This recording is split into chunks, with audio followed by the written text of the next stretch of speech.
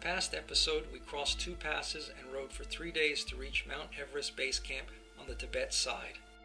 We then spent the night at base camp at 5,200 meters. After a cold night, it was time to get back to the main highway and continue our journey from Lhasa to Kathmandu. Just dust, dust, and more dust. And then there's the wipeout. I was simply too tired to reach the pass that day, so we made another high altitude camp as it started to rain. My tent leaked and I shivered most of the night just below the pass. All right, let's get going. I awoke cold and tired, and now we needed to ride down a very muddy, winding, high altitude road in foggy weather.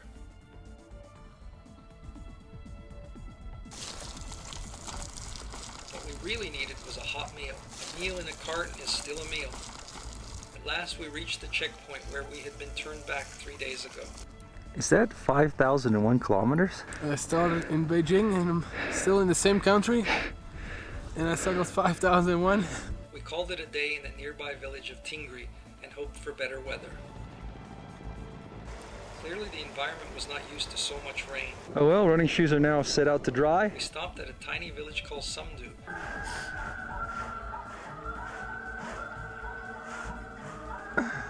Terrible night. Terrible night. I feel like an old man.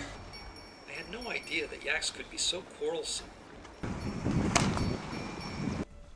I lost count of how many times I had tumbled off the bike. This was going to be a double pass day. But at least these were the last passes for us in Tibet. From here it would be mostly downhill.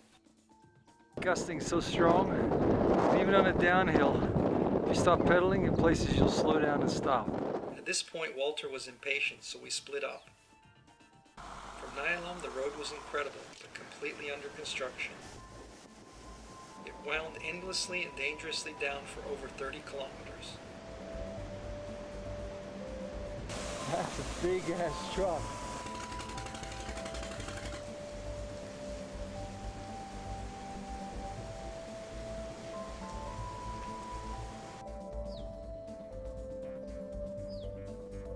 Oh shit, my brakes are not working at all.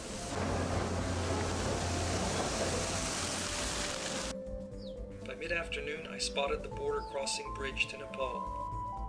I spent the night in Bahrabise. On the edge of Kathmandu. What an adventure.